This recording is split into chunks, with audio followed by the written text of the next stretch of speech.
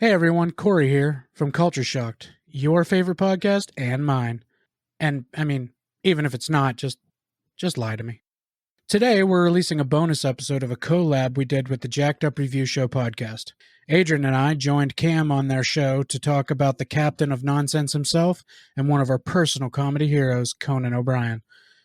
If you like what you hear from their show, go ahead and check them out wherever you get your podcasts. Again, that's the Jacked Up Review Show podcast. Well, that's enough rambling from me. Let's get to it.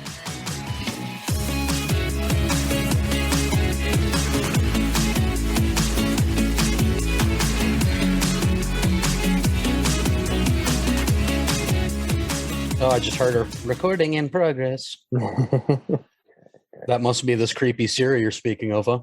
Yep. Creepy / sexy. Yep. I mean, I enjoy it. Right. It's making me feel weird in all the right ways. Speaking of being weird in all the right ways, we're talking about Conan O'Brien.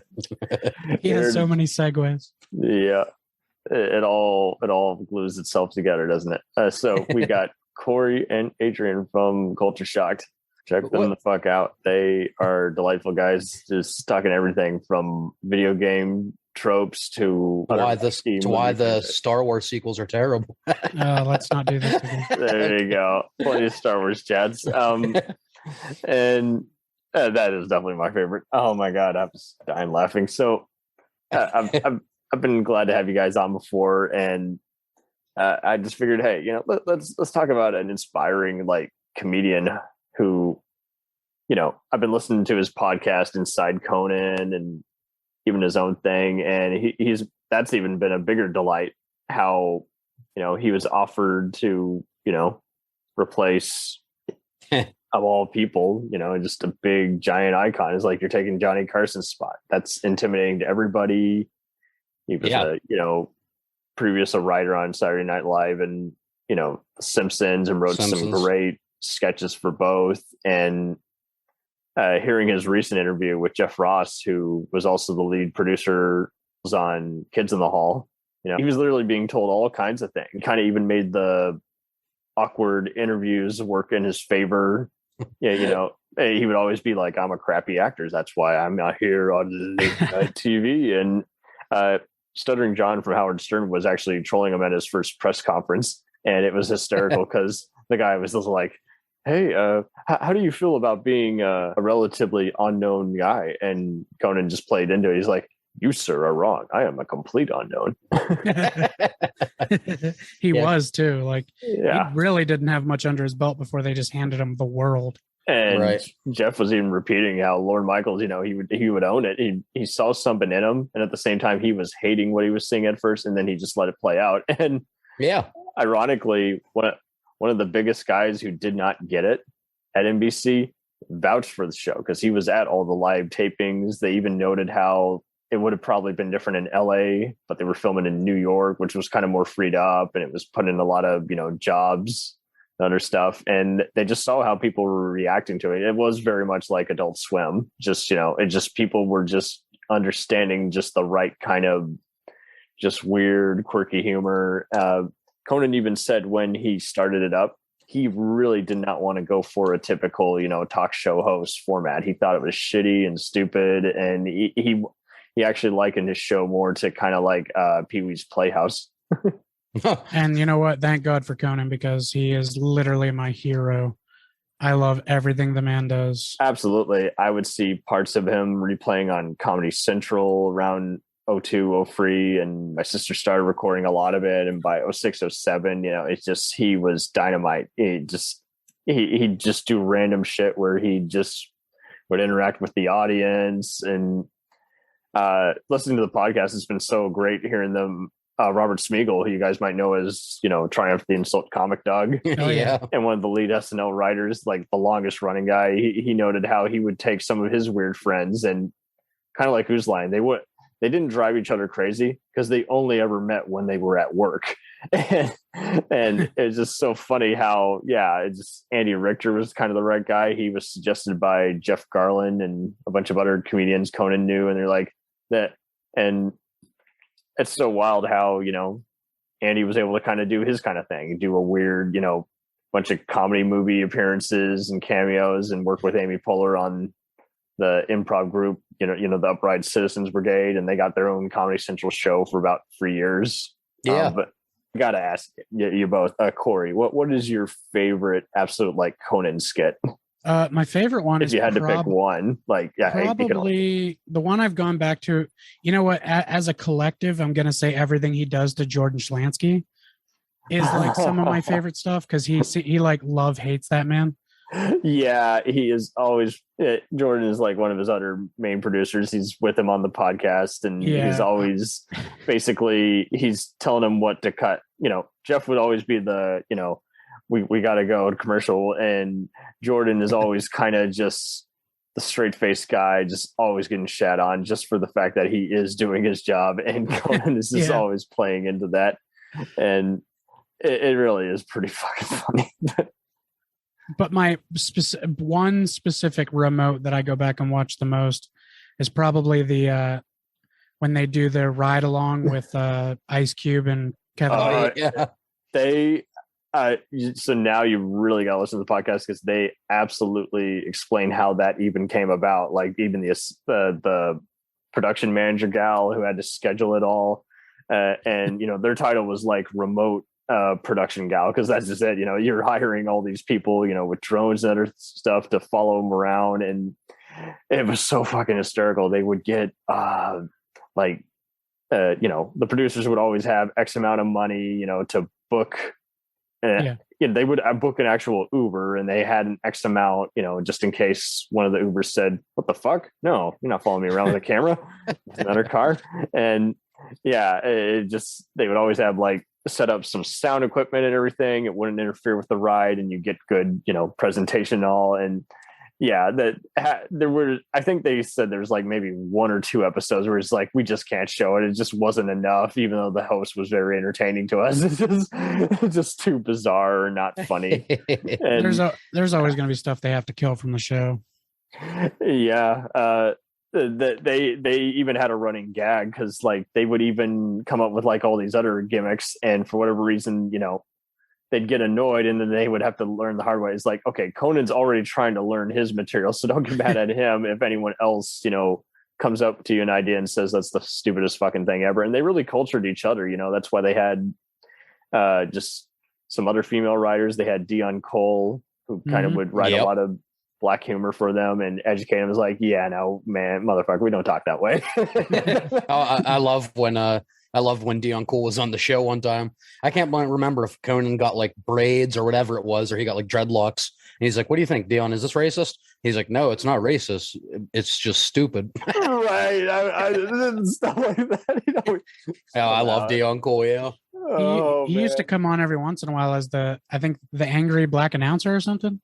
They would just wheel his desk behind Conan, and he would yell things at the audience. I need to relook at that. Funny. I'm sure I saw 1 or 2 of them. Oh my God.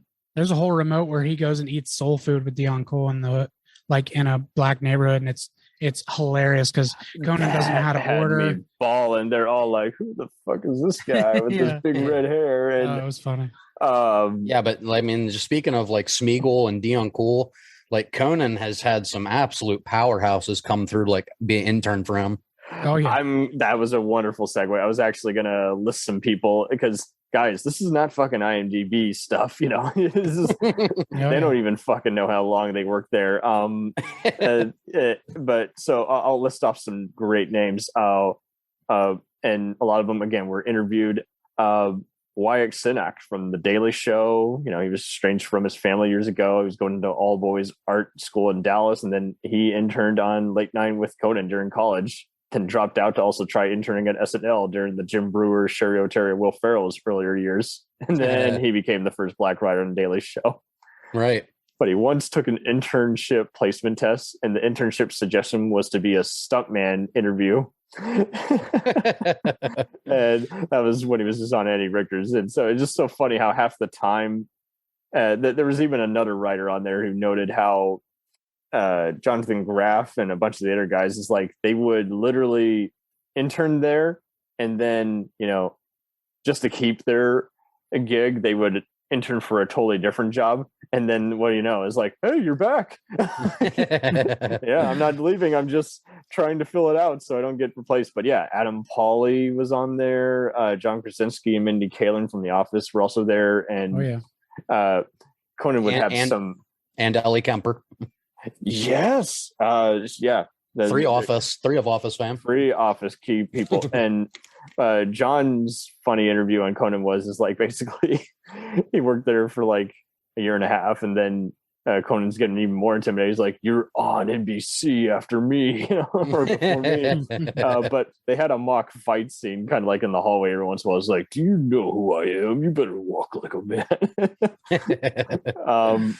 Now, was this buff John Krasinski he was interviewing, or was this before he was buff? Definitely when he was a Slim Jim. Slim Jim doing indie films.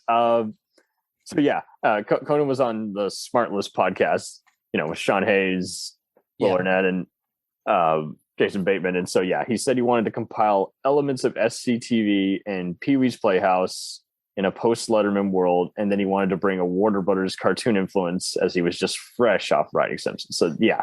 Wow. You know what? He absolutely nailed that combo of things. Because I did kind of get that same kind of off-kilter build, like, because, you even see that with like even other crazy shows like, Whose Lines It Anyway, and even Robot Chicken. Just the whole is like, okay, we're doing a sketch, but then we're going to the next one. It doesn't necessarily have to do with any of the shit that you saw before, and it's going to be a recurring deal. Yeah, and there was a time when Simpsons was good, and Conan was a part of that. Part of that zeitgeist. I think he only wrote for them for 2 years, but it was real early in the show's run. He wrote like some classic episodes to where the animation wasn't quite there yet, but the voice was, and everything's kind of gone reverse. Like the humor at Simpsons was peak, the animation wasn't great, and now at like 180, the animation looks really good. Not that funny anymore. Yeah, I don't know when I gave it up. I definitely a long time ago. Yeah, it was a long time ago. It definitely was a decade ago. Probably the last time I laughed was when they just had The Simpsons on recently, and Conan was in animated form. So boom. Yes. Yeah, I mean, in the show's defense, we haven't watched it in a long time. Maybe it got funny again, but there was a time where I just gave up on it. A friend of mine who does Nikolai's Kitchen, another podcast, Nicholas Haskins, he's still Nicolas Cage? Huge. No, he's the one. No Nicholas Cage in here. Nick, the one who ran the live stream for the Cure. For the Cure. Oh, wow. He is still a massive Simpsons fan. Oh, is he? Oh, yeah. So, okay, he'll be with them till the day he dies, I'm sure. So it holds up for him. Because Simpsons will go till he's dead. Oh, and then 2 other names I wanted to mention real quick. Yes, please. Corey and I will definitely love both of these. One that interned for Conan and worked with Conan was Bob Odenkirk. Better Call Saul. Yeah. One of the lead writers. And everyone was always like, what was he doing? And they knew each other back when they were on SNL. And it was so funny hearing his interview, because here, Bob's, again, mega TV star and promoting nobody. And Conan just jumps in and says, I know you're never going to do a sequel. When am I going to get the call to be the supervillain in part 2?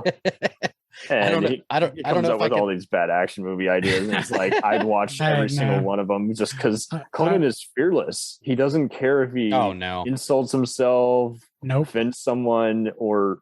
Yeah, unlike some hosts now, late night hosts, Conan definitely has no problem poking fun at himself. Not at all. There's some that are there's a few of them that are like, I don't know, they're just their demeanor when they're interviewing people is kind of like holier than thou. Like I think of Stephen Colbert. Yeah, probably the closest. And I mean, even Kimmel. I mean, even if Kimmel as well. If his skits were weak, I would still respect him, because he would often be given just the stupidest, like lowest of the low, like crappy rappers or reality stars, and he would kind of follow Conan's lead in that he was just gonna just troll him, just say, "Well, you don't look like you really want to be here, do you?" So you just really just stick it to him. And Colbert definitely owes a lot to Conan by having his former lead writer Brian Stack on as and I love how Brian, much like Conan, will interact in the skits. Like he'll introduce new impressions or be in heavy makeup, and He was immortalized for me in my favorite Conan skit, the Interrupter. Yeah, in the audience. Yeah, I like that. Totally. This guy just comes out Yep. and just very bearded, looks like a poor man's, orange colored Gandalf, and he's just like, I am interrupting, it's just like, and kind of like Monty Python, you just accept it. It doesn't matter if it, makes any fucking difference. It is what it is, and you just you go along with the ride. Because it's like we would see other people late at night. I was already just tired of Carson Daly, who was coming on after Conan. Like the best part was the music, in the last 2 minutes, and that's not worth staying up. And when you're Corden plays it safe. I think had he not done karaoke. I don't think carpool karaoke or whatever. I don't think anyone would fucking be watching otherwise. And I never really liked James Corden. Is it Gordon or Corden? Corden with a C. It doesn't matter. He's been canceled. Canceled. You've been canceled. Come on, guys. He was in that awesome Cats movie they made. No, he was. That's right. Right. James Judi Dench. Batman and Robin and freaking Battlestar Galactica got some serious competition. Yeah. And then the other name I wanted to mention was also got temporarily canceled, but the man is so big, he's like so larger than life that you can't keep him down forever. The other one that interned was Louis C.K. Yeah. Also was a writer for Conan, which Corey and I absolutely, I don't know if you can swear on this podcast. fuckity fuck. I was going to say, Corey and I absolutely fucking love Louis C.K. Oh, yeah. He's probably both of our favorite comedian. Yeah, he's right up there with Bill Burr. Totally. Which ironically is absolutely one of my favorite guests. Like anytime he's ever been on Conan, I laugh my ass off. Him and Bill Burr just have this great rapport together. They do. I think he just kind of got full of himself and just too political, and it was just one of those where it's like, dude, you'll be fine if you just play it straight like you already are. And right. So some other names, Lori Kilpatrick, Vanessa Bayer from SNL, Mike Birbiglia. Yeah, it was so funny seeing him be on because he talked about what it was like, and Paul Scheer. Mike Bahuski. Yeah. Paul Scheer is actually one of my slept on favorite people in everything he's in. Yeah. I love How Did This Get Made, the podcast. I listen to every episode religiously. Yeah, even when they don't do their homework on the crazy movie, it is just great to hear his voice and see him and his wife, June Diane Raphael, do a bunch of different comedy TV appearances. Paul, June, and Jason are like my idols in podcasting. I love them. I would die a very happy man if I even got to ever talk to any of them. Why isn't Conan your idol in podcasting? Conan didn't really, he isn't really a forefather of podcasting. No, he's not. They've been in it for a long time. Conan kind of joined late. Right. Where I love Conan O'Brien Needs a Friend. It's great. He started very late in the podcast game. Yeah. He's always having various people like Jack Black and Dana Carvey on, and then he'll have some other ones. I was digging his talk with the singer Amy Mann. I was just like, wow. They actually got real here. They bullshitted less this time, and I love the unpredictability. He has a couple guests on that he gets real serious with. His assistant Sonia just released her memoir, The Worst Assistant Ever, and it's a hysterical scene. Again, just back and forth, and she's kind of pretty cool in her own right because she never expected to get this long running assistant gig, working TV. None of them did. All of them were just average Joes, and I think that's what makes it a little more real is like people who didn't expect to work in any kind of entertainment industry, and here they are. And right. She was even on one of his last guests on his show because Kumail Nanjiani couldn't make it.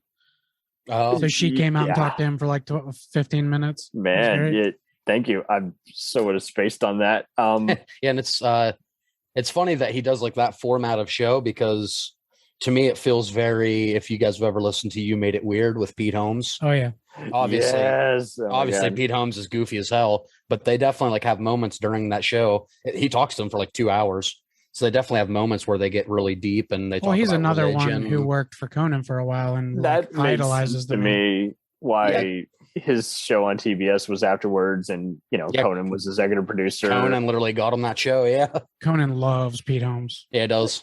I think that's why everyone else also kind of likes him, is like, he married into a gal who was like doing like working at an insurance firm, and as a result of that marriage, he's now a distant cousin of Dennis Leary. But yeah, they've all been in so many different parts of the industry.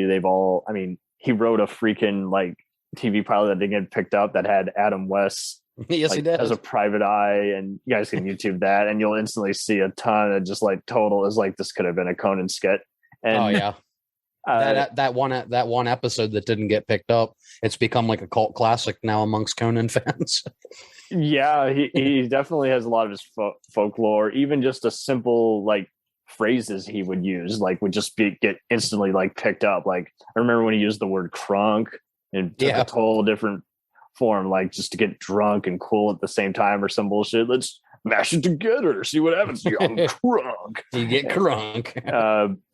When he hosted, I think it was the Emmys that one time, and he was like jumping off a plane. It was expensive as all get out. And I remember like someone complained like on the East Coast or some shit before it even aired because there had been a plane. Is like, no, you idiots. This was in the can a long time ago. Do you think they just did this live? But I love how he's like going around and he's sabotaging a bunch of other TV shows. He's trolling Jack Bauer on 24, and he's like, me, Keeper, shut up.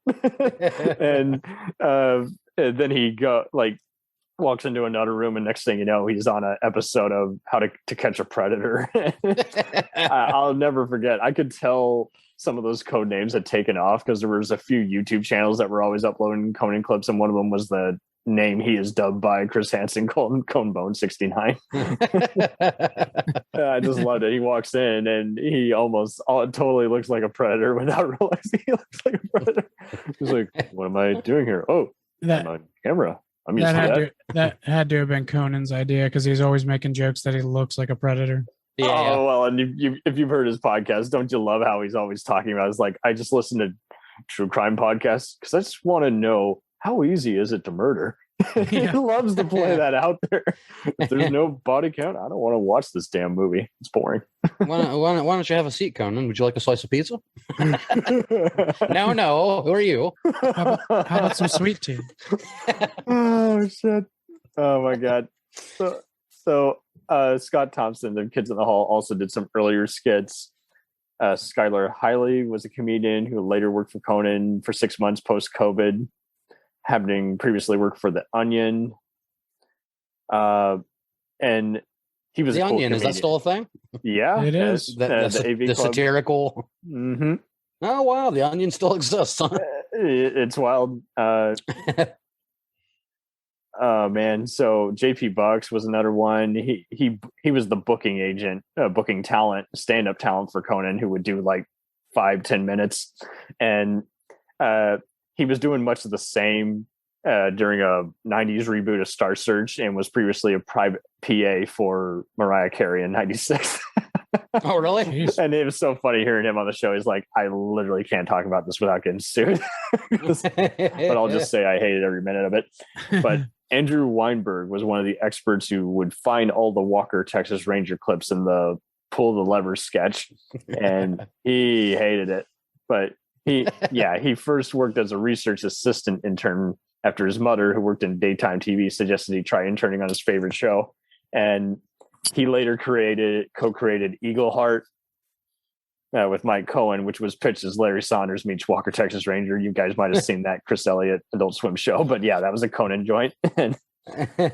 Oh man. So yeah, Robert Smigel also, when he wasn't doing the Triumph interviews or going back and writing for TV Funhouse on SNL, he would do a lot of the Clutch Cargo or cardboard cutouts where they'd put a famous celeb and he would be like the mouth that was moving. And he did the various presidents and Arnold Schwarzenegger and sometimes the Friends cast when the show was over.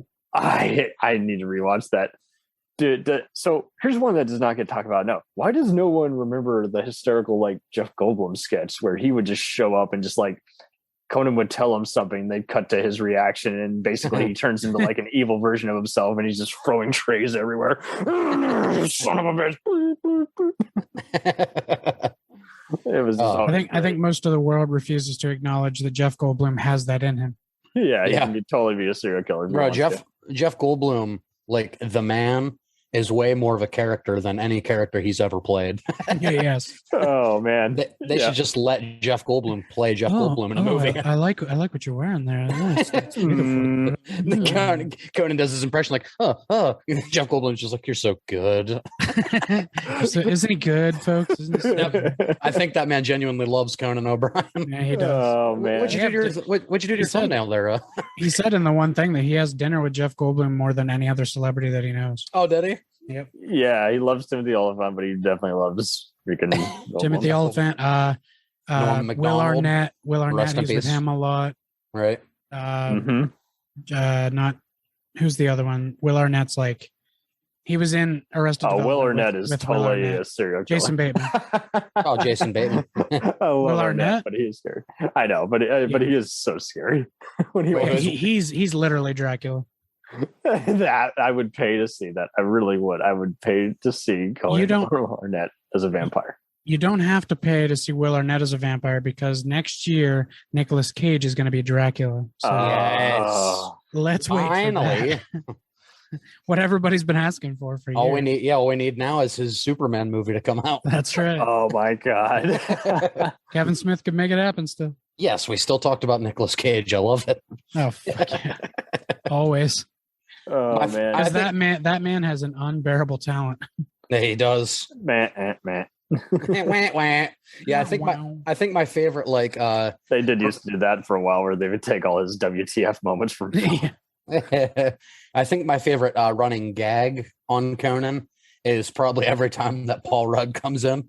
Yes. Okay, so for those who don't know, anytime Paul Rudd was on, it started I think was it the late 90s or 2000s? It was late 90s. Okay, and they had access to all kinds of junk that was just shown on movie channels and cable TV, and they took one from the infamous Mac and Me, which was an ET, knockoff, and recently featured on Mystery Science Theater, and one of the worst scenes in that movie too. Right, just take a random scene where someone in a wheelchair is just falling off a cliff, and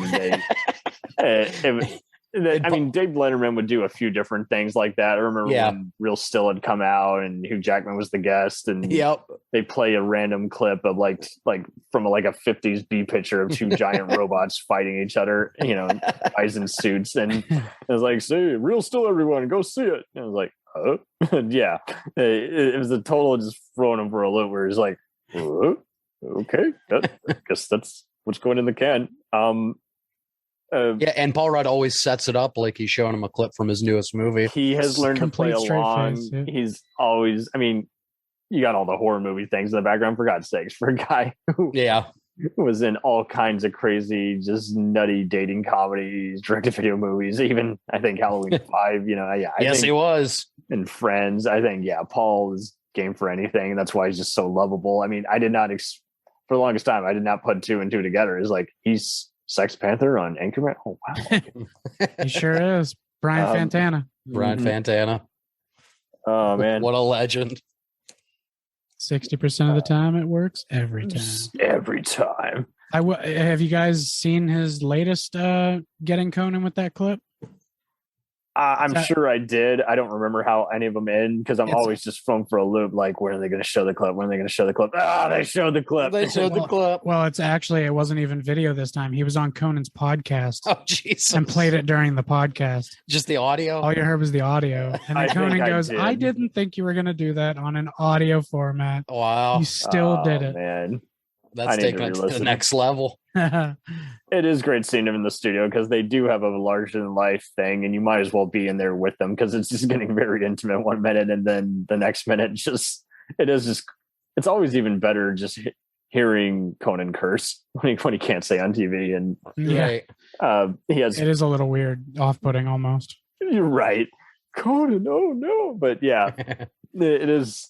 You even hear even more bloopers on some of the various videos he's uploaded. There's so much leftover footage. So he definitely made great use of viral video. I love how he's gone in recent years. He was just traveling to different countries, and I can't wait for the launch. So I see so many others who are like, "Oh, he's off the air." I'm like, for now, he's still got an HBO Max show in the works, and Yeah. he's going to figure out a safer audience, but he's set for life. And I think Conan was definitely ahead of the curve, knowing that like cable TV is kind of dying off.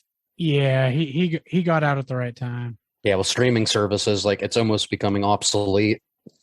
yeah, he was always in danger of cancellation, but then He was. his budget was always in view. Even one of the guys that they had, this other prick that they mentioned recently, who basically their job was to just pretty much just micromanage, even though that wasn't even the extent of his powers. He was just there to just make sure it was getting done on time and give him studio notes. But he got to where he's like, no one fucking watches your show, just be a real dickbag. And then next thing you know, he's going to like, the guy's going to his like son's like college summer camp or something, and he asked him, yeah, so what are you watching right now? Surely you're watching Carolyn in the City or Jag, the major shows. And the kids repeatedly are saying, no, we're watching this guy called Conan. It's a great laugh before bedtime. It's like, yeah. So I think, yeah, like you said, he did kind of create his own depth of a cult underground kind of scene, because that was kind of just, you looked forward to kind of wanting to stay up, and he wasn't too naughty to where you're like, I better not, do this in front of adults. And at the same time, I mean, just infectious, just really great at just being a magnet and just gluing everyone in. And so whenever, I mean, I didn't watch the MTV Movie Awards for the longest time, but when he hosted that one year, I want to say 2012 or some shit like that, I was down. It's like, I will put up with all this other crap, because he doesn't take it seriously. It's just like when Seth MacFarlane was at the Oscars, you loved it because they're like the anti-host. They're just coming on in larger than life persona, and even the execs are going to gladly let them talk shit because they're just glad to have a famous persona that's generating ratings. And he just handled all the weird interviews very well, and all his writers would often just be just consistent with each other. It's like, okay, I'll be in your crazy skit, and no one knows it's going to work until they try it out. And Frank Smiley would play hotel room trashing Mother Teresa. Michael Gordon was the masturbating bear. And then they were hysterical because they talked about like the only two interviews that went south were Eartha Kitt from original Batman and filmmaker Abel Ferrara. Okay. Brian McCann played Money Shot Lincoln, and he was so blown away when he found out there was a rock band that had named themselves after it, believe it or not. There's a lot of people out there that love Conan. I don't know what the obsession was with all Abraham Lincoln, because Mike Sweeney would also be in one where Abraham Lincoln is just going around kissing dudes.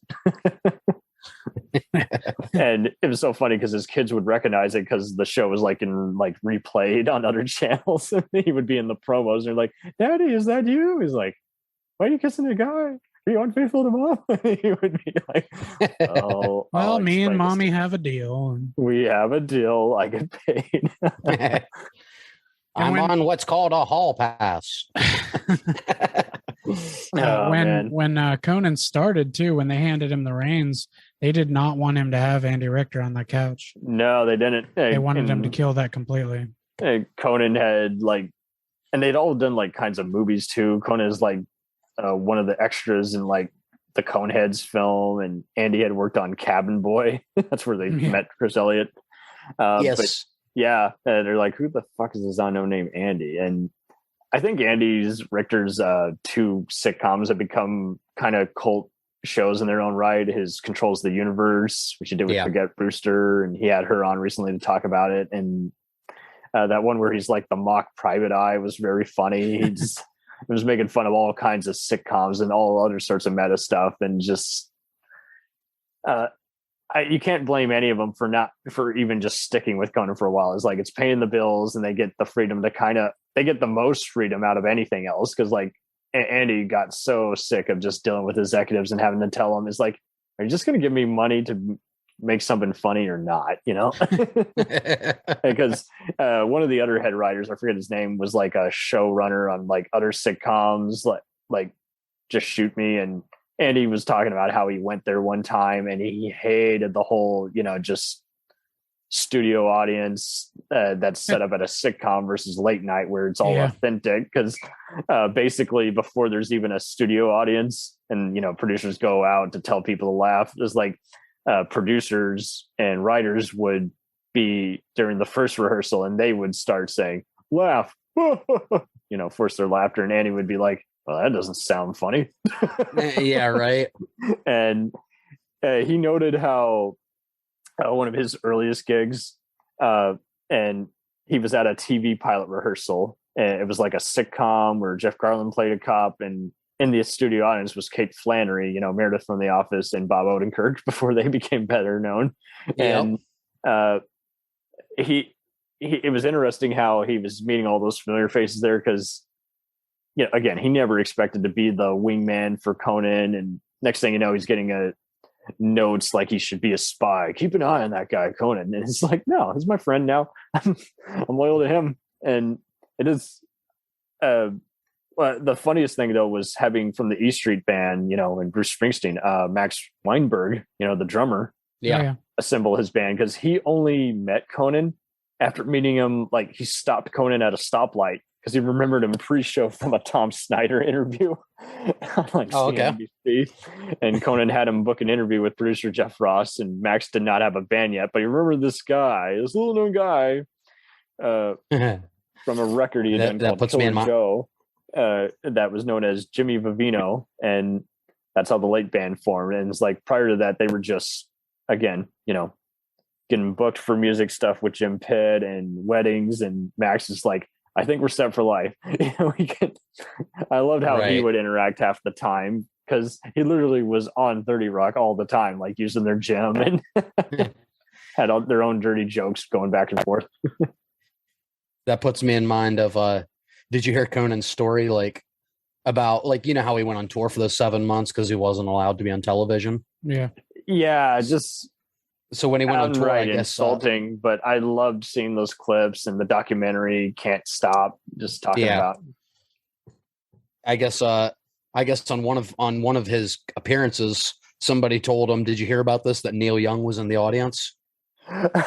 and Conan said like he never gets nervous anymore, but he was terrified because like he's playing guitar in front of Neil Young, and he said like, right when he's getting ready to do a solo, he said he looks up in the crowd and there's just this perfect beam of light like right on Neil Young's face. So Conan was terrified. You could tell his people were doing the perfect kind of scouting, and I loved how it would get even more meta. Like he would do the whole like if he didn't like a scat that they had done, it's like he would just flat out just say, wow, I wonder who thought that was funny. You know, he would always just kind of do it, like be a meta dick. And it was like, that was great. And like you said, I was getting just so sick of Jay Leno during that time because NBC wanted him for the ratings, and yet he didn't really want to do it, but he couldn't say no to the money. And I was like, Jay, you're past your prime. And did you ever have other people in your family who didn't care for him? I had grandparents who loved all kinds of comedy, and for whatever reason, they did not get or like Conan. They just thought he was random and stupid, and I couldn't believe it. Yeah, Conan. I guess I could say that Conan's an acquired taste. He's like more high energy than a lot of your traditional Johnny Carson, David Letterman. There's this dude on IMDb who, for the longest time, there was like every once in a while people would troll and say Conan, he needs to give it up. Back in when IMDb was finally, you know, getting put away, I was like, are you for real? I would say Conan needs to give it up. Yeah, I don't. Perhaps you mean Jay Leno. Yeah, right. I think you got the wrong guy. Yeah, maybe I should give it up. Yeah. Jay Leno there. Jimmy Kimmel even said it, I think, at best. It's just Conan, both he and Conan did not approach this as a rivalry like Letterman and Leno did, where they would steal each other's. Letterman and Leno hate each other. Yeah, I think it was like Letterman did the whole skits where he would interview random people in New York, and Leno started doing that, and he did his own take on it. It was jaywalking, and I mean, there's been plenty of movies that have talked about the late night wars, and I mean, that's why Gary Shandling came up with Larry Saunders. He's like, I don't want to be a late night host. I got to be scripted, so that's why I'll do a show that makes fun of Letterman Leno-esque, persona, Yes. And one of the funniest moments in late night history was when Jay Leno had Jimmy Kimmel on, like on that big screen. He's like, what's the funniest prank you ever pulled on someone? Jimmy Kimmel's like, oh, I know. Once I told this guy that I would give him my show in 5 years, and then I took it back after 6 months. Oh, Jay's like, yeah, I get it. damn. A lot of other hosts really hated Jay Leno for doing that. Most late night hosts came to bat for Conan. Like they were almost all on his side. Yeah, and even when Conan was even appearing on other shows, he really didn't need to do it, and it kind of helped that Letterman would, like, when he was signing off and moving to his new block, moving from I think it was NBC to CBS. Right. He gave Conan a great tribute, in his last episode, where he's like, I haven't met that Conan guy. I hear he's a nice guy. Yeah. But next time you meet him, you might ask him why he shot that one guy.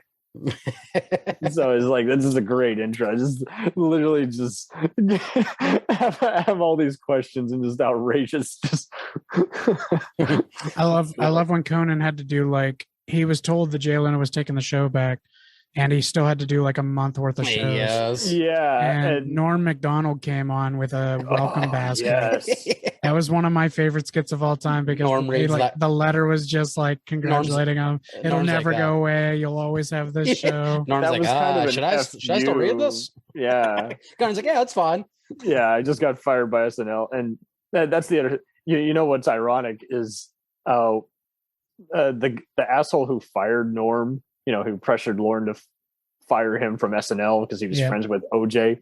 That dick was apparently, just always putting people on the spot, and Conan only met him that one time where he's like, "You're gonna be a star now, right?" But right meaning that you're not gonna say no, are you? And so it's just so funny, and much like anyone he'd put people on the spot and then be so mad when he would see the product and not like what he saw. And it is just so funny how just all these characters have just kind of finally taken a hike. But yeah, Norm was just great when he got on during the TBS era, Conan, because basically, he just Norm's probably my favorite guest that was ever on Conan. yeah.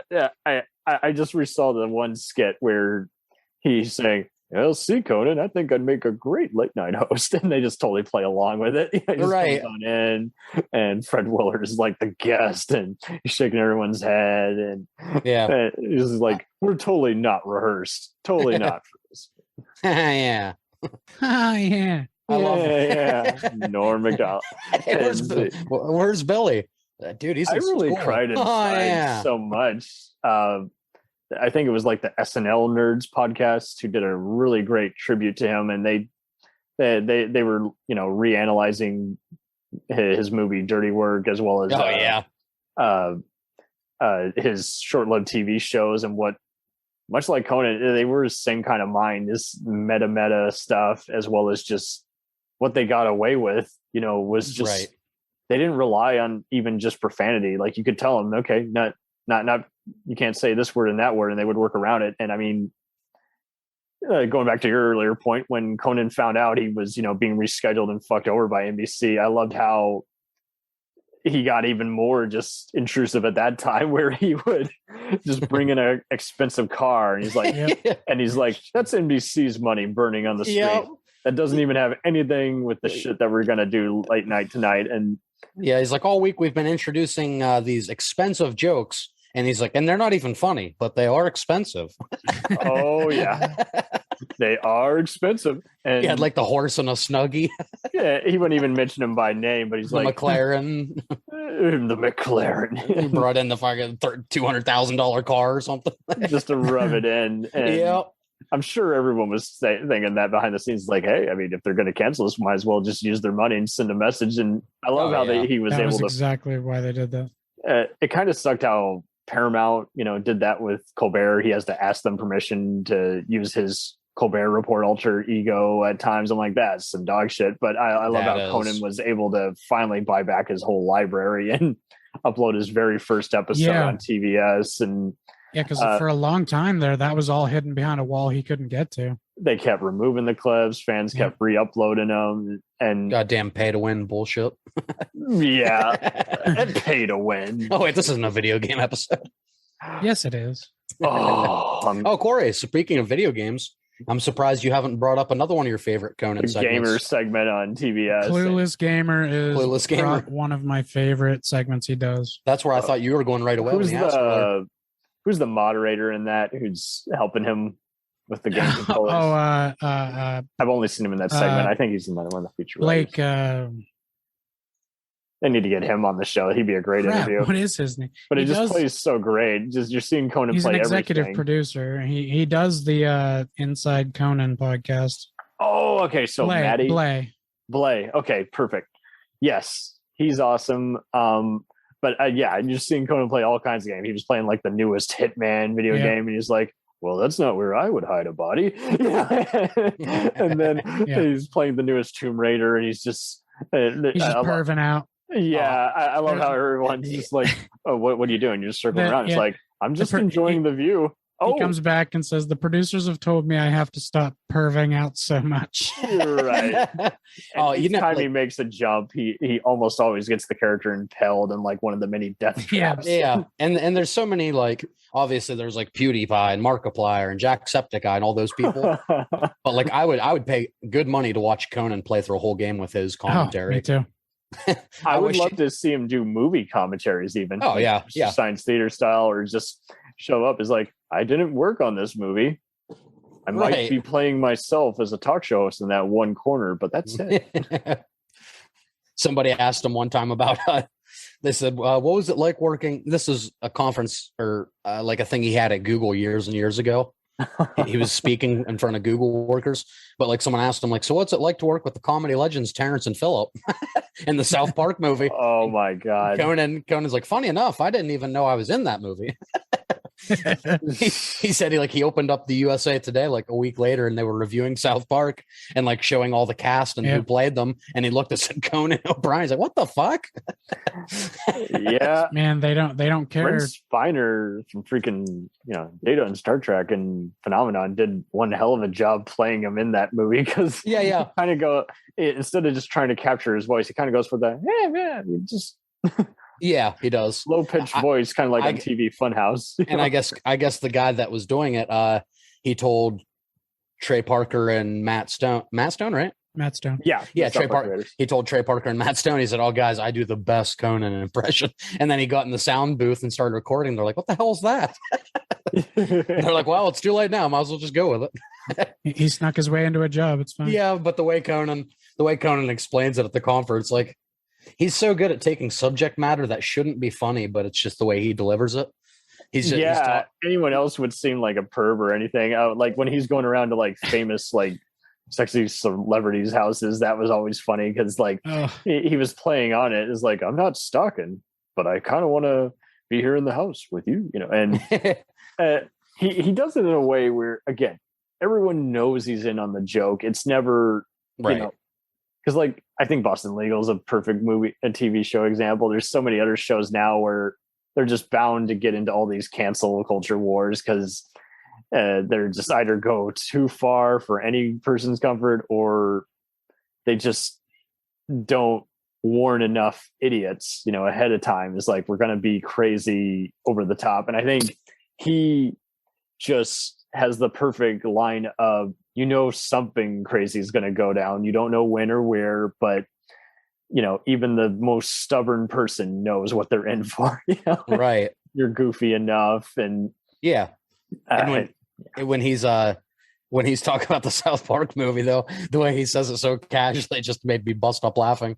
He's like, no, but it's a lovely little segment. He's like, in the movie, they just come on my show to talk about their new movie, and I commit suicide.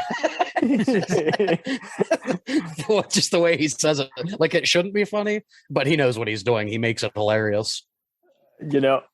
Has he had the South Park guys on his show? I thought he had them. I know the Daily Show had him on. I don't know. He's definitely. They haven't been on a lot of shows, actually. Yeah, he said he's gotten to know them since that movie came out, and he loves them. But I don't know if they've ever been on the show. They don't do a lot of interviews. That's why that was such a big deal when they did that that short documentary about the one episode, the human centipede episode. That was why it was such a big deal that came out, because they don't typically share their like process. The Wachowskis. They're very private, and Yeah. they just want to be left to their device instead of. Okay, I do see one appearance with them in 2004 with them, and one in 2019. So they've been on a few Okay, times so with they've them. been on. So they must really like them. Okay, so the 2019 one has to be the Daily Show appearance. Maybe they were on Kimmel late at night, but yeah. Yeah, there's one with Conan too, January 19th. Oh, okay, so there you go. I'll check them out. Yeah. There's plenty of sites where you can watch a lot of these movies and shows on here. Right. I'm sure HBO Max has most of his great appearances. Obviously, you can get stuck, and I've done it before, just watching endless Who's Line and Conan clips without even meaning to. Yeah. Even if they have the most unrelated like tags, they're going to come up, and you'll watch it just because it is just so anti-TV in a way. Like kind of like Tim and Eric were just a bizarre addition to Adult Swim, where they're the equivalent of TV you would watch in hell. And some people would be like, I get what they're going for, I just still hate them. And other people are like, I love this. And I think Conan is just kind of critic proof, even though there's so many who praise him, and many comedians will even note that they would even just be watching him and find him inspiring. That I think is the real kicker here, is like no one knows who inspires the other until years later. And I think he just, again, the fearlessness, the self-deprecating style, let's just gun it. Let's go for it. Even if it doesn't work, it works. People tend to forget that because he's such a silly goofball, that he's a Harvard graduated, very intelligent man. Yeah. People tend to forget that because he's so good at acting the fool. He's the educated buffoon where even other talk show hosts, guys, are kind of reluctant to even parody themselves. And I mean, he had to. He's got the crazy orange hair, the long very limbs. athletic, where he's making him look like he's like pretending to be in overalls, and he's being puppeteered. He does all these other things. His skin literally bursts into flames if he goes outside. That's right. String dance. People keep saying he looks like Tilda Swinton in other countries. Which he does. Yeah. I mean, Conan, hilarious. But I mean, when he turns it on and he wants to be serious, he's great at that too. Like that 2011, for a loop. that 2011, that Dartmouth commencement speech he did. Still one of my favorite things I've ever watched. I've gone back and watched it a few times when I'm feeling like I need inspiration. Right. That and Jim Carrey had a really good one too. Yes, he did. I did not expect him to be the masturbating bear. No. Yes, I did see that. That's even on his Team Coco site. Team Coco. Oh man, who gave him that nickname, right? It's been a minute. Tom Hanks. That's right. Yes, he was the first one to call him Coco, and Conan did not like it. Congratulate him. He was. Conan didn't like it, but it stuck, so it's Coco now. Well, that's because Conan always steers into the things he doesn't like. Of course, right? Yeah. That's so true too, because like that's improv as a whole. Is like if you negate, then you got no material, and he's just like, "It's terrible. Let's do it." Of course, I'm awful at it. When you actually get angry or defensive or something, like that's not funny. No. Oh man, those are the people that just don't make it. You're right; they don't get it. Well, and he does give credit where credit's due. He never fell victim to that. He gave everyone their due. He'd always be like, let's try another show out with you, for Adult Swim or what have you. And he would bring them out and often have them be like talking with other people. And that was hysterical because, they'd make their awkwardness work or what have you. And one thing he's always been amazing at is he's had a lot of unknown comedians come on and give 5 minutes. He's very good to stand-up comedians. So have I. Like one of the funniest things that's ever happened on that show, and it's really, I can't even watch the whole 5-minute clip because it's annoying, but it's so funny that he had John Doerr and Adam Pally out, and they did a whole 5-minute set right beside each other. And you couldn't hear what either of them were saying because they were both talking the whole 5 minutes. Right. It was hilarious, but it's not funny at the same time. Like right. He knew that was going to be funny because they did the whole 5-minute set. Yeah, He couldn't understand either of them. Yeah, see, that's the genius of Conan. Like, that's not a good idea, but that's what makes it hilarious. Exactly. Yeah, just try out shitty ideas. Two comedians doing a routine right beside each other. That's Mr. hilarious.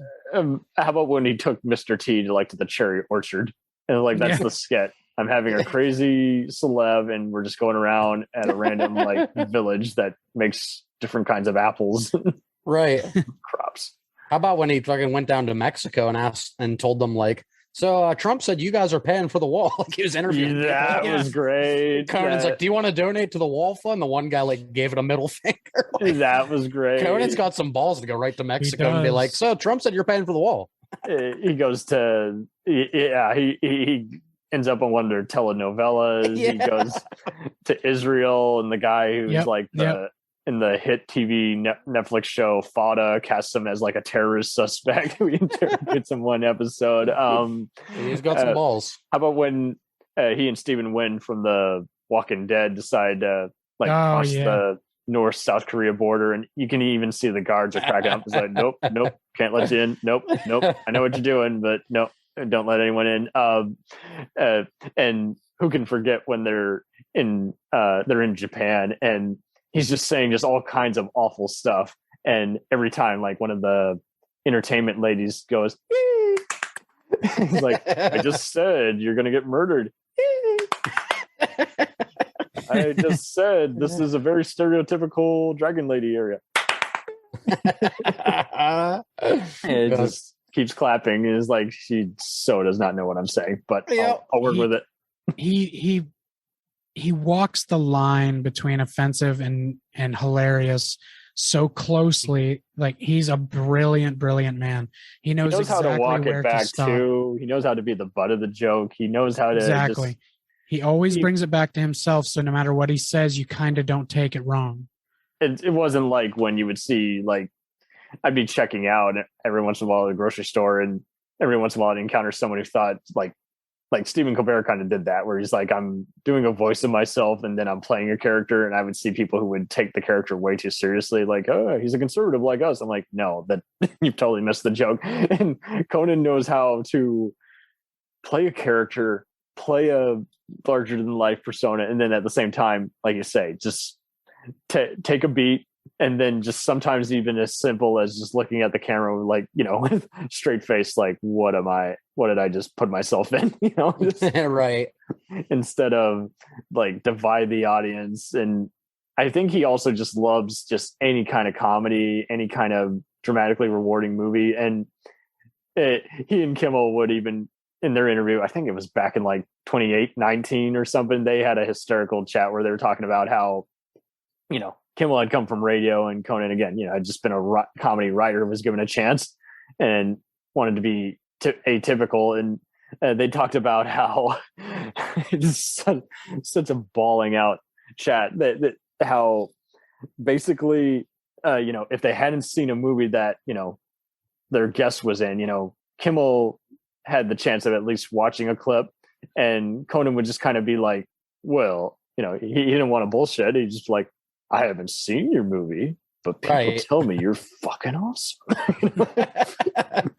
Yeah, it sounds like something he would do. He just totally just put that in their face. It's people tell me you're one hell of a guy. I haven't seen this movie. Why should I see it? Because he's just never fake. No, he's not going to tell anybody I love this if he doesn't love it. Right. Yeah, and he's not Jimmy Fallon. Yeah, Fallon was really bad. He had a few different guests. I think he had Kiefer Sutherland on, and he was talking about Designated Survivor, and Kiefer just gets so bored with his style halfway in and just starts chuckling and says, "You haven't seen my show, have you?"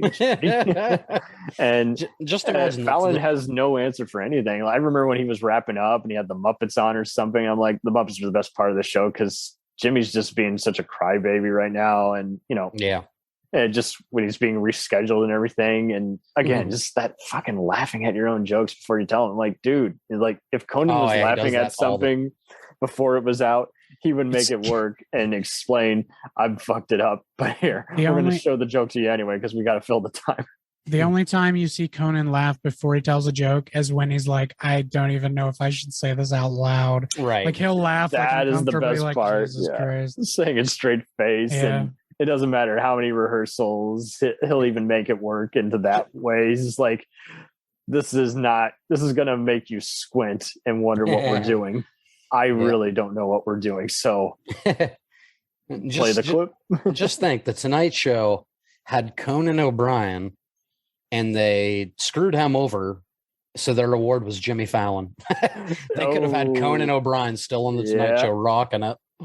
And you know what? I'm really glad that happened because TBS's Conan was better, way better than what he had on the late night. He was able to get a little edgier there. I mean, for God's sakes, he was even in a Roger Corman Sci-Fi Channel movie. And I love how they talked about the sketch. It's like you get to be eaten by an alligator and you're uncredited. Oh, you know he's excited for that. He was so excited for that. And, I mean, just how they opened up first episode and he's like mocking the Godfather and he's getting like machine gunned. Right. What other talk show host does that? Anyone else is like afraid to put themselves in the spotlight. They just want to, and I mean, it's just, because you would see other people do that and they would get hypocritical after a while. Like Jay Leno got so desperate for ratings, he started breaking his own I don't curse rule. And I was like, whoa. I thought you said, go to this kind of comedy. I'll give I say the fuck word now. I say it. I'll give Jimmy Fallon one thing and one thing only. What's that? I like the games he plays on his show. Oh yeah. A lot of the stuff he does, like the Plinko drink board. And his moderator's good. He was on a MTV show with like Jon Stewart back in the day. But yeah, it's just like the rest of his. You're watching Fallon for his guests and his games. Like you're not watching Fallon for Fallon. His interview is not compelling. No, he's not a great he can't even get a word in, and he seems like a fun guy. Like I would hang out with him probably. Like he seems fun. Oh yeah. But as an interviewer, he's just not that talented. Yeah, because that's how he was on SNL. He was just they needed an extra guy, and he broke during every skit. Oh, everyone. But there's many videos out there of him just breaking. Because like it's a late night show, it's not just like a conversation. It's like a conversation like performance. You have to make it funny. Yeah. And I don't think Fallon's good at like the improv conversation, like making comedy out of it. Yeah. It's like Fallon's still a 5-year-old who got that toy he wanted. He's like, holy shit, it's mine. One that comes to mind. So excited. One that comes to mind, of course, since we were talking about Louis C.K. is when he's on there. And did you see this one where Louis C.K. is talking about like how napping is his favorite thing? Yes. And Jimmy Fallon's like, even more than sleep? Louis C.K. just looks at him. He's like, that's really dumb that you said that. Yeah. He just like killed the joke with a really dumb question.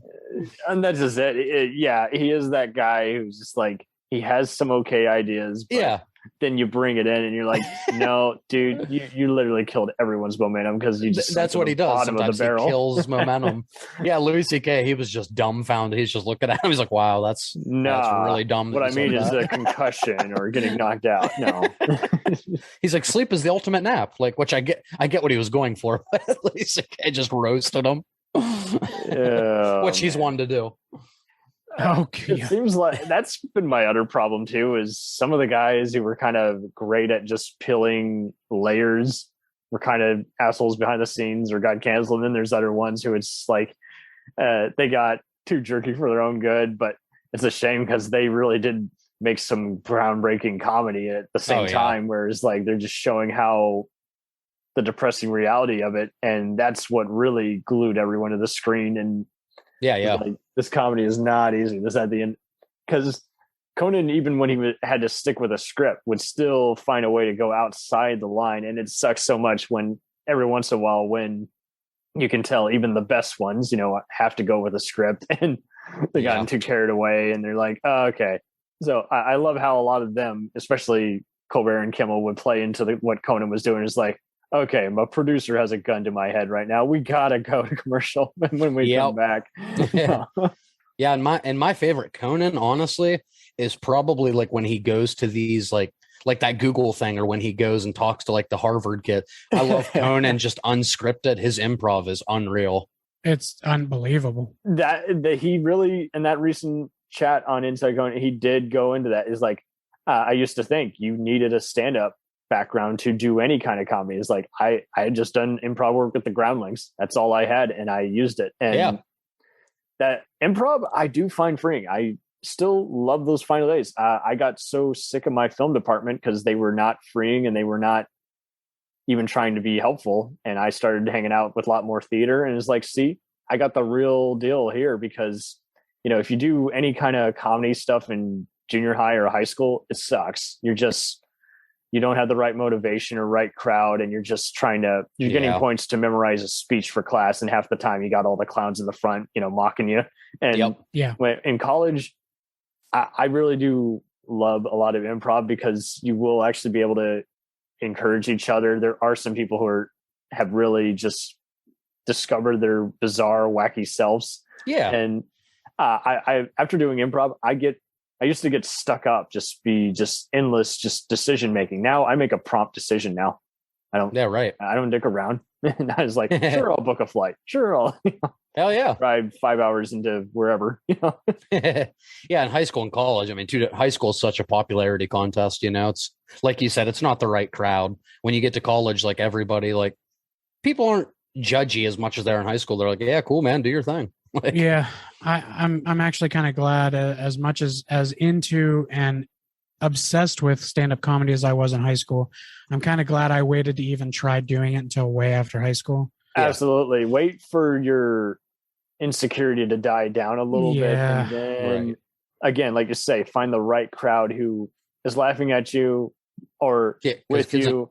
Kids in high school are like, he's pursuing his dream. Look at that loser. Yeah, the pricks have washed out by then. So now you're getting less of that, just back and forth, back and forth, back and forth. Yep. And again, like you say, you can concentrate. I even found a great way for me to memorize the speech, which is just take my glasses off. So even if a friend who I love, who's distracting as all get out, you know, is fine, I can still get a good grade and move along with the scene. And what's funny is, I had some other pals who found out about that, and they're like, you bastard. I wish I followed your style. Right. You found something that works for you. Definitely the deal with Conan, though, too. It's like, hey, it just, I know what works for me versus I can't do this. Yeah, exactly. And same thing with Conan. He knows exactly who he is. Like, he knows what works for him. And as much as I love Conan, and I do, he's like my hero in comedy, I don't have the energy to be a Conan. Like if I were to pursue comedy full time and just do that, I would not be high energetic. I wouldn't see as many people say, I'll be the next Conan. I think everyone kind of knew. It was like, oh, he's doing some serious shit. Yeah. And it was kind of almost like, I mean, kind of like Howard Stern was changing the deal with radio. I feel like he was kind of changing not just late night, and like you say, blurring the line between how, you know, after 10 o'clock TV can kind of be no different than cable, right, or shock jock radio. I think he was just kind of more like, he was the guy who's just like, whatever I do, I'm gonna invite you to come to the party with me, and we're gonna tell some crazy ass stories, and then it ends when it ends, not when I tell you to not stop sleeping on my sofa, you know? Right. He was pleasant to go to sleep to after a while also. And I did look up your Google chat, and it's so funny. When I type that in, what also comes up is the time 2 years ago when he crashed a random Zoom meeting. Oh, I remember that. Yeah. Like during the height of they COVID. Were expecting like Michelle Obama or somebody to speak, and he just comes right on in. He's like, wait. No. And he's just very recognizable. I don't know how he goes in public and doesn't get recognized. I think he's talked about it before, but I can't remember. And yeah, I mean, he's 6'4" and he has hair that's tall as all get out. I wear a fake mustache. Remember when he would say? Yeah, the fake mustache, and he always does this squeamish kind of sound. I know. I love his creepy guy voice, like. Especially in the year 2000, he would make his voice echo a bit. Yeah. And that's before he has whatever. Yeah. And he would have his random guests. Yeah, that's right. Say crazy shit. And it's like, no one else could have said that with a straight face. And that's we're really good at playing along with them. Every woman that came on, he'd go. Yeah. He just, Oh my god. Oh man.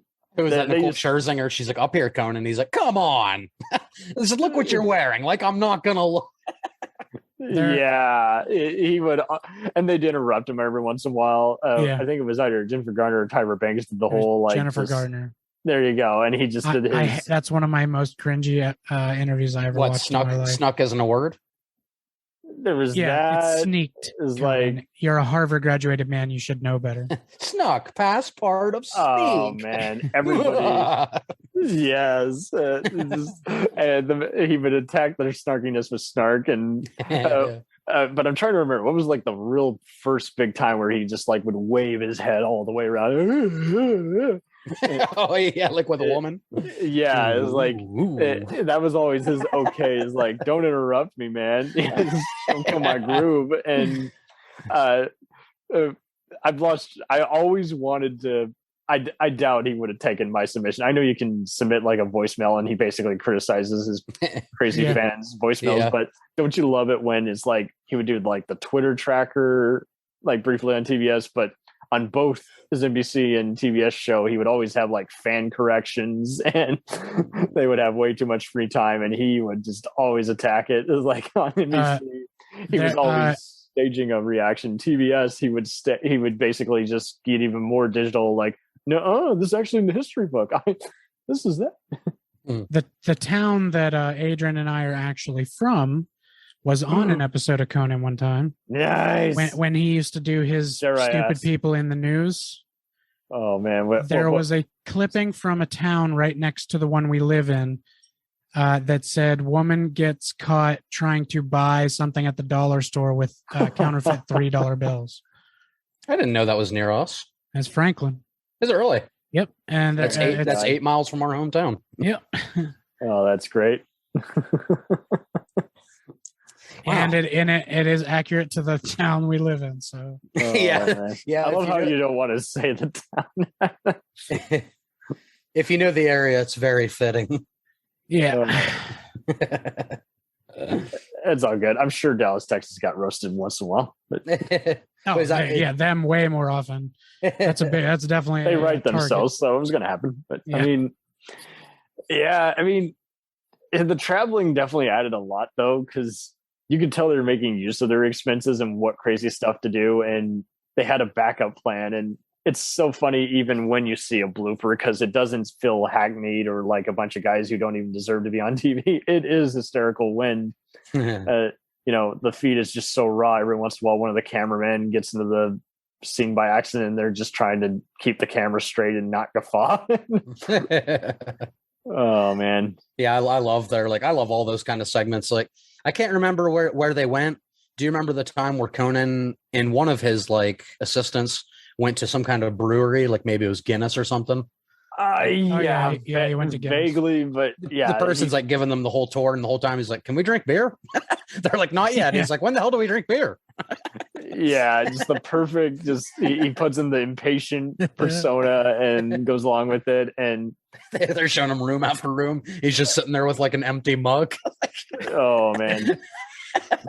Yeah, and the tour guide is just like, thank you, and it's like it's so funny how half the time you can tell they warned the person, hey, we're going to do this type of thing, and it doesn't make any difference half the time. They're just Oh yeah, and of course there's absolutely no way to ready somebody who's not an actor for Conan O'Brien. Oh no, was it he's Brazil where he was teaching a Spanish class or whatever? Like, yeah.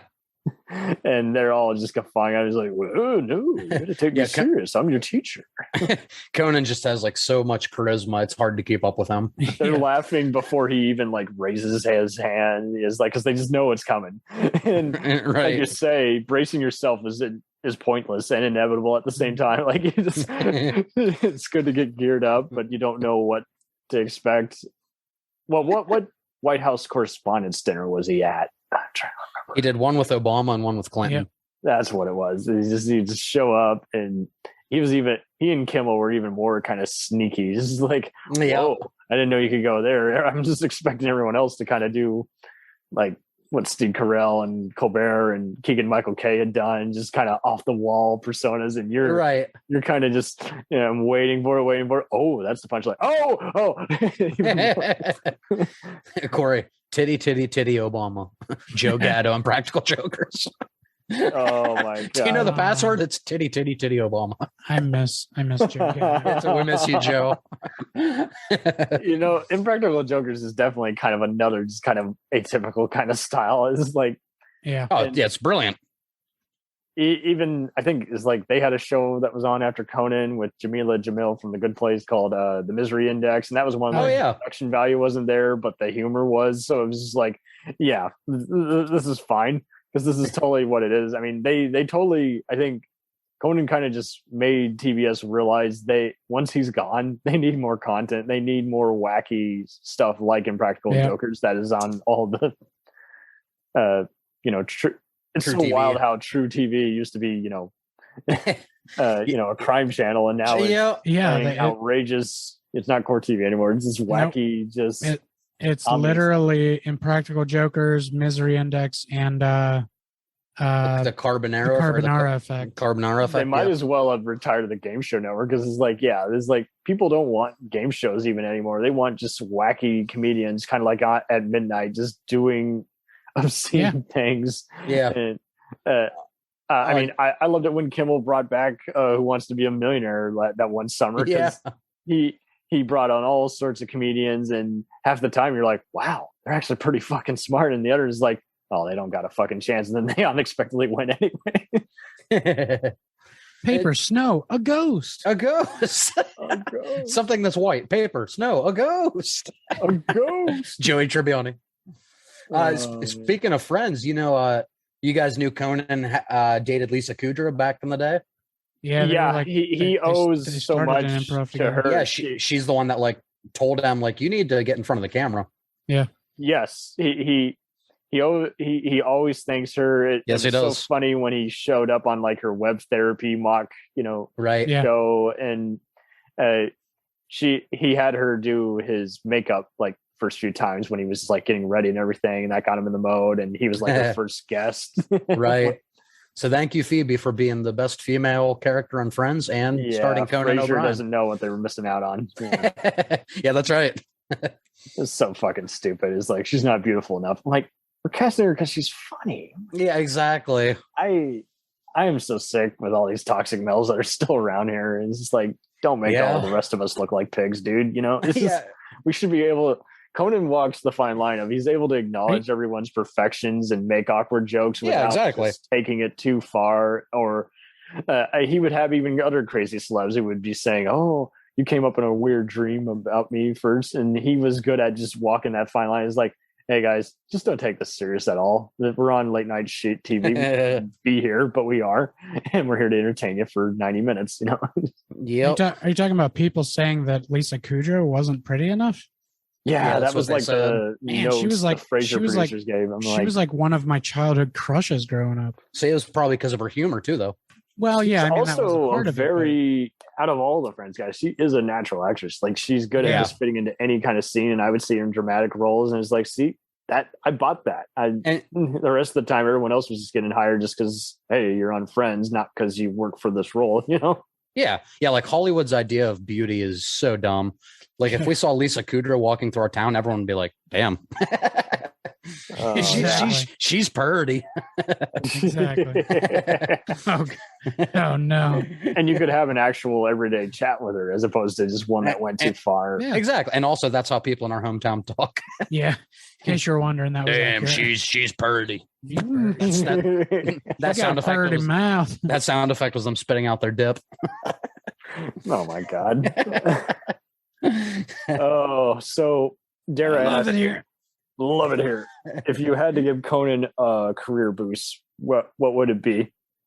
Would you have him be a president? Would you have him be a judge? Would you have him be God, his own cooking show? Well, see, that could be entertaining as long as he has the knife guys on.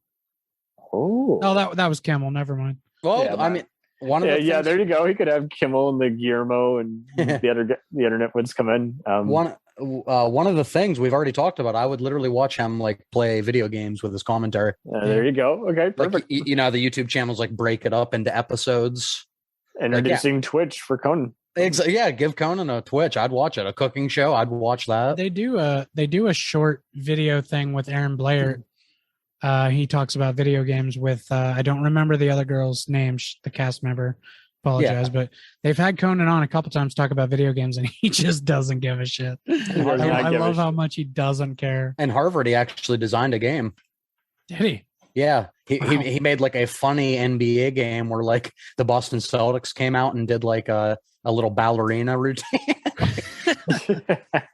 That's very Conan. It's very Conan. And then, oh man, yeah.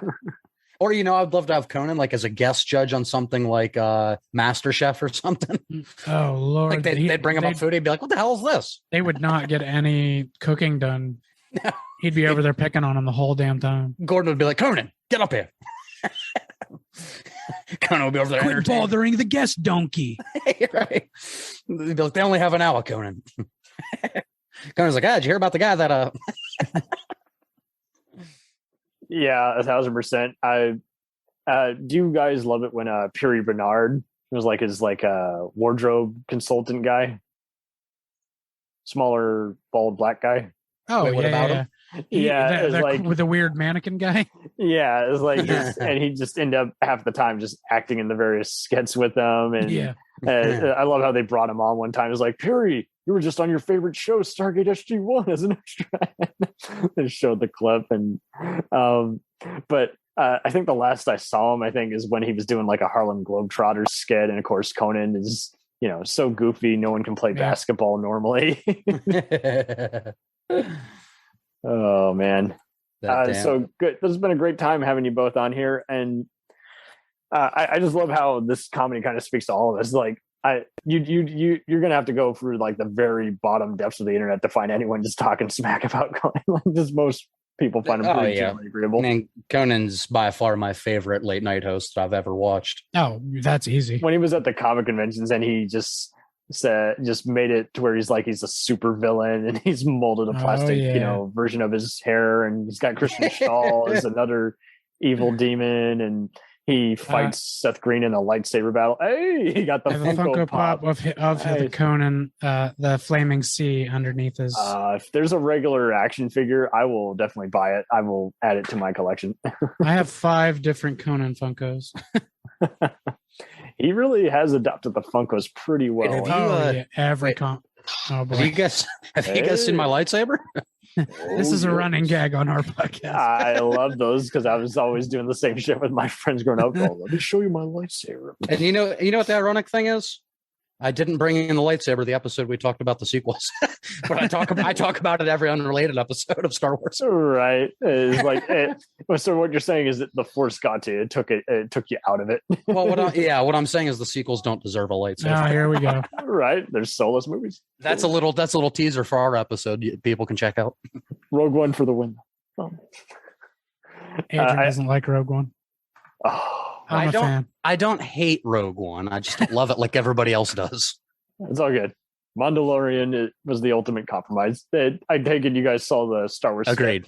Yeah. I've yet to see anyone disagree on that one. But do you remember the segment when he was like playing like I guess the Lobot on Cloud City, and it's like he had a bunch of other comedians. Like Aisha Tyler was in like green makeup, and I forget who Andy Richter was playing, but yeah, it's like they had a bunch of other comedians. It's just the atypical opening. And you're like, oh, I'm watching Conan, but they're doing Star Wars skits. And it's like, I don't care that they're interviewing whoever from whatever. I love all of Conan's cold opens during the Comic-Con when he's going to have like a panel on. He did a Walking Dead one, and he always asks an atypical question. He really makes use of the privilege as opposed to just feeling like, well, I'm cut for time. I can't ask you all these other crazy questions. Yeah. I mean, I remember he had the whole cast of The Predator on, and that movie had its hectic, behind the scenes stories and everything. And he just brought out all the amusing factors of all of them, asking him all kinds of crazy questions, and he got all kinds of responses I don't think you would get anywhere else. Just comedy has that way of doing that, and I think that's why everyone remembers all the various segments so much on his show because you just everyone loves working with each other. I know, Sono and Matt and Conan they're back and forth, but at the end of the day, it's just siblings, unofficial siblings just joking amongst each other, basically. Oh, I think him and Sona are legitimately brother and sister. They totally are. They love each other.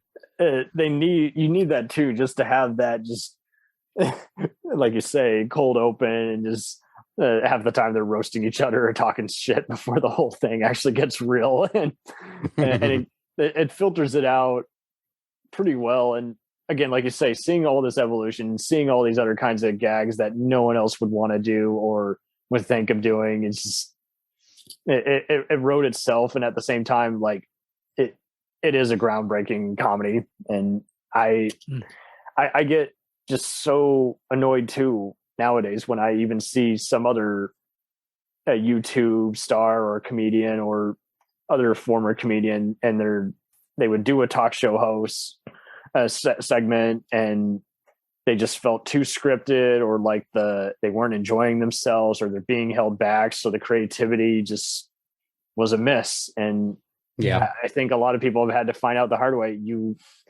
Yes, you have to get finished on time, but at the same time, you can't force humor. You got to let it play out naturally. You got to have them interact with the audience. You can't replay the same, laugh track. Right. And one thing I've even learned just from doing this is every once in a while, just because a joke is in your head, you don't have to spurt it out. Sometimes they're just going to die.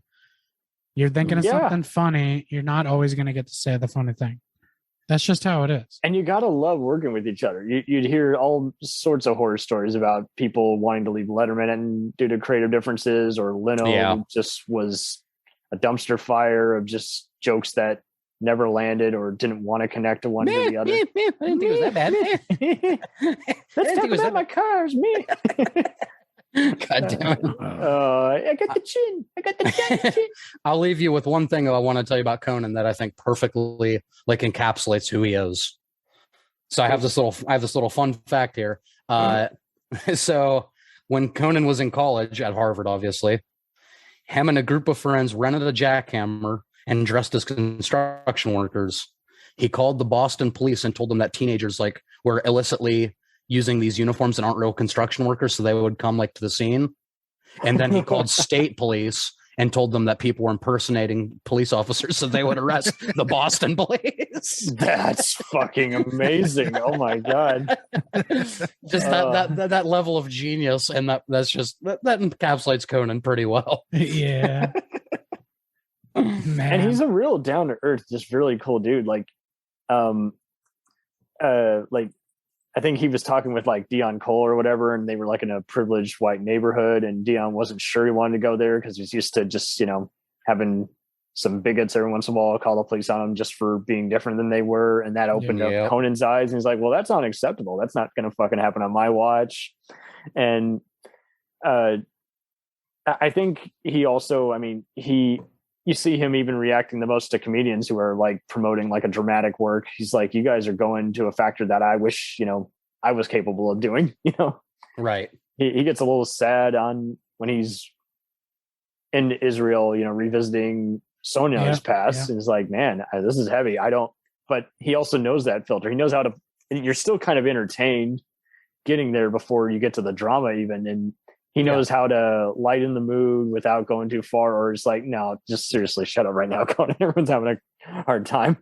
And he's very good at reading the room. Yeah.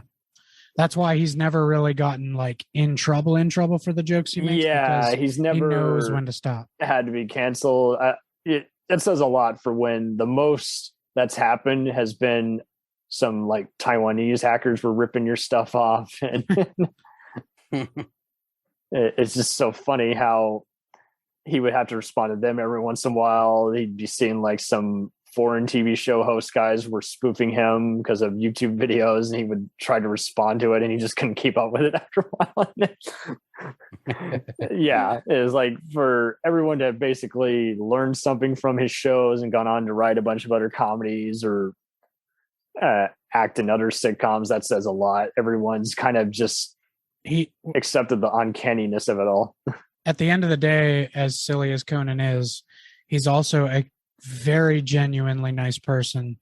And he tries to give everybody a chance who works for him. He even loves his fans. Like he said, he never really gets mad when he's out and fans like want to talk to him. He pretty much talks to everybody. It even irritates his wife sometimes because they're just trying to get somewhere and he wants to talk to the fans. I love those stories when his wife will say, "Let's go to bed," or his kids are like, "Me, I don't care what Dad does." Oh man. And I think he's also just picked the rare fruit that just all of us kind of side with, is that we don't want to we don't want to follow every rule, but at the same time we don't want to go out and cause trouble, and at the same time we just got to blurt out something that's on our mind because just something is just really irking us. This is like, nah, what did you think I was? So he kind of has a bit of the smart ass in all of us, but he also kind of has the just an average Joe, just another 9-to-5 job. What are they spending this money on anyway? And the amazing part about Conan is he didn't build himself up to that. He started that way. Yeah. He was never really shy to say what he wanted to say and do what he wanted to do. He was able to filter the unfilter, I guess you could say. It's like ease in and then up, ease out. And it was always hysterical when he would have an interview that was going south. He's traveling around and you can tell it's like that did not go well. But, same reason I love Letterman. He's never been shy about how he feels. And the same way with when the whole Conan Leno thing happened, David Letterman was one of his biggest supporters and he was very vocal. Oh yeah. Yeah, I mean, it helped that he hates Jay Leno, but right. But David Letterman has always been that grumpy old man. Yeah. Who also is funny. Yeah. The old it's not like laugh. that one time Drew Barrymore and Crispin Glover wrecked my show. But yeah, Letterman is interesting because like those last few years, oh man, they were a dog for me. They were not letting him do any of his other skits like Will It Float, but I respected him so much as a person and everything. And I think he had so many coming to Jesus moments where he's just like, what am I even doing with this show anymore? Yeah. Was it him who had was it Joaquin Phoenix that was on his show that one night? Like with the sunglasses on, acting really weird. Yeah. Did you know that was all an act? I was gonna say, was that a bit? There was an act, and at the same time, Joaquin Phoenix, for 8 months of his life, pretended to be completely out of his fucking mind to record a documentary. Oh, really? At the end of it, he came out and said, "By the way, I was being filmed the whole time. The movie will be coming out next year." And then he was just Joaquin Phoenix crazy again instead of extra crazy. Yeah. In other words, a perfect candidate to play Joker. Oh wait. Yeah. Look at that. I mean, there have been some good movies and shows as a good segue is like that have talked about comedy bits, and it's so funny how the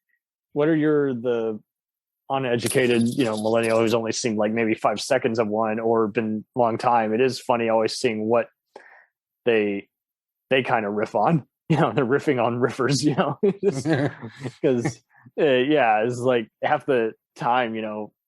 I went even deeper back. You were talking games. I forgot that there was a segment on Conan where he would redub, like do a PG version of Grand Theft Auto.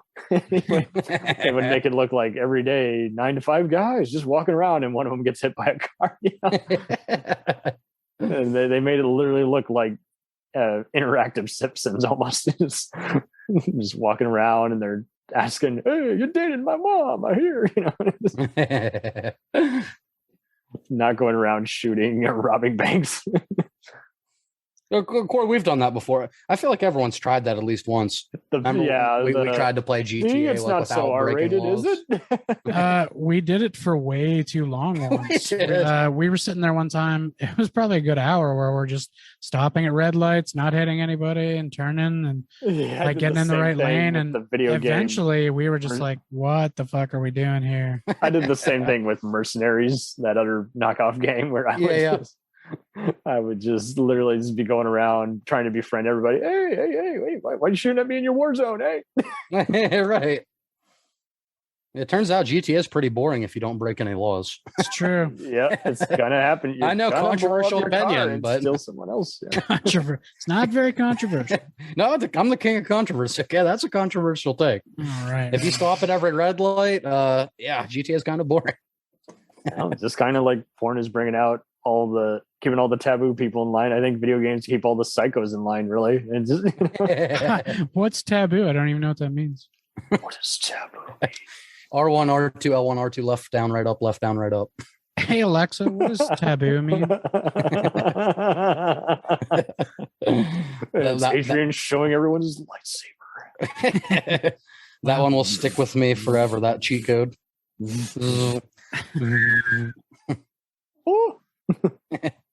Well, this has been a delight having you both on here. What is Culture Shock got stacked on the deck next? Recently, our sequels episode came out, but on the well, when will this go up though? Because it depends. I mean, when I get my shit together. But. I'll just say at the time, So at the time of 2023. recording this, we did our first of 2 episodes on the sequel because we tried to do it in one on Star Wars. Yeah, on Star Wars sequels. We tried to do it in one episode, but we all got a little too heated with each other, and it is funny because it's very natural. He's like, I respect you, and I completely disagree. At the same time. An hour and 15 minutes was not enough time and for we that ended episode. up having a lot more to say, so we decided we're going to do a part 2. That'll be coming. It'll probably be out once this is out. But the next episode, other than that, is we're going to do season 2 of Breaking Bad. Yes. The Breaking Bad ones have been great because you're just like, hey, I get that Skylar evolves. It's like, why does everyone support Walter? When he's a psycho. People love Walter. I'm one of them. I love Walter. I'm not so hot on Heisenberg. Sorry, other way around. I love Heisenberg. Yeah, no, wait, I Not love so hot on Heisenberg. Walter. That dude kicks ass. Bring the bottle back. Yes. It's been great hearing you talk about the various technology and how you got introduced to games at friends' house. And it's been very uplifting because it's like, it's always annoying when you have to inevitably tell someone, like, hey, I know about that game and I never played a single fucking minute of it, but don't look at me like you can't talk to me. It is a very freeing conversation, and it is cool seeing you guys just introduce about stuff. You should totally do an episode on the Sony Walkman or cassettes. that was at one point part of pop culture, I guess. Because it's like that's another thing. It's changing. It's like now is like I don't know anyone who isn't not using Spotify or one of those other sites. Oh yeah. So if people want to see our more heated side of Culture Shock, check out the pre No Way Home Spider-Man episode. That was great. And the Star Wars sequels. I think those are the 2 heated. If you want to see the more friendly casual side, check out any other episode. The Resident Evil one was fun because you're talking about the big bosses and you guys couldn't agree on like what was the best installment. It's just and kind of the same thing with Star Wars. Like, hey, that lightsaber fight was great. Sam Raimi. Oh god. The Scrubs one was great, obviously. Or talking about TV here we go. sitcoms and how they changed and Corey said something was coming. Adrian was about to say lack of lightsaber fights in The Last Jedi. as in 0. Oh man. As you can see, we still have another Star Wars episode to record. Our thoughts have not fully been articulated. Oh yeah, and if you get to the shows, then what next? Oh god, well, I'm sure we'll do them eventually. Yeah, eventually we'll get. I don't know if Doug will ever watch them. It was great hearing your Batman chat and even sports chat because you guys, dare I say, are able to kind of pick into any chat and get anyone kind of in the mode. And it's like they don't even have to be a fan of what you're talking about. And they just love the chat. It's just the natural discourse. Well, hey, man, that's a great compliment. Thank you. And that's exactly what we're going for. Our entire lives. No one could agree on Batman. And it's just like, it just showed me how some people take Batman too seriously and other people love him in a campy version. And this is like, that's the problem. Batman has changed tone over the years. So it was inevitable. Hey, Adam West's Batman and Joel Schumacher's Batman work for some people. I mean, Batman and Robin is the greatest Batman movie of all time, but I got 5 minutes on that episode to explain why it's the greatest. Oh man. And I mean, you were citing Bob Kane and everyone's like, Bob Kane's an idiot. I don't care that he wrote. Oh goodness. It was great. Oh man, and Arnold Schwarzenegger's best performance. Yeah, it's up there. Mr. Freeze, not. He was kind of the reason I watched to begin with. Absolutely. Screw you, Terminator or Predator. It doesn't take a whole lot to be top tier for Arnold Schwarzenegger. I'm going to be honest with you. Whoa. Well, that's just it. Episode. I didn't mean to. He brought out the best in me because it's like everyone else was doing shitty, stupid movies, and he kind of was, I don't know, just committing to that over the top nature. Oh, absolutely. Whereas like everyone wanted muscles like him and just go around. That's why he's. Well, since you both did it, we all had to get one in there. Oh man! And also, if I can shamelessly plug, I have a YouTube channel as well, Baker Reviews, where I also review movies, games, TV shows, all that kind of stuff. I just came out with a Thor: Love and Thunder episode where I have mixed opinions. He literally ripped off everything we do on the podcast for a YouTube channel. Whoa! I started my YouTube channel first. Don't believe him, guys. Don't believe him. If anything, Culture Shock Podcast ripped me off. Wait, I'm part of that podcast. All right. I work here, and yeah, that's right. You guys are sounding like Roger Avery and Tarantino, where they would always say, "Give me a writing credit. We're going to rip each other off before we write our next crazy crime movie." We're just going to ride each other's coattails to the top. That's right. Whoever hits it bigger, my YouTube channel or the podcast, we're going to use each other. We're going to steer towards that one. It's a symbiotic relationship. And you guys also know how to just kind of go into like even the most unrelated topic, and it'll just work for whatever your topic is. Oh, we steer going off back and quite forth a bit. Amber Heard and Johnny Depp, and that played went back and forth.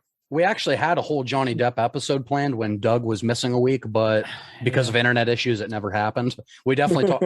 And I guess you guys did talk about that trial. We talked about it a little bit in the next episode, but we actually had an entire like 40 minutes recorded all about Johnny Depp. About Johnny Depp, but we weren't even halfway through like the things we were going to talk about, and everything just crapped out. Yep. Now the trial's kind of over, so I don't think we'll ever get. I mean, we might do a spotlight on Johnny Depp eventually, but yeah, we'll probably hold off on that.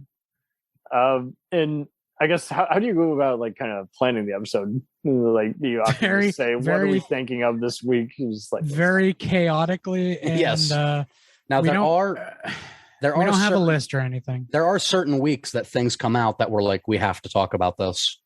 Yeah. Like one episode that it was just a two-man recently was Corey and me. We were both huge Resident Evil fans. They announced that new Resident Evil 4 remake. So we're like, let's talk about Resident Evil. Well, let's tie it in. Is the latest happenings. Like you say, it is hard to plan some stuff. It is so hysterical. I'll half the hosts when they're doing a game or a movie program, how they're having to force themselves to finish the movie just to get it done in time. Yeah, so a lot of times we look in when there's a new Batman movie. I saw it first. I told all of them, go see this because we have to discuss it immediately. We talked about Doctor Strange because it just came out.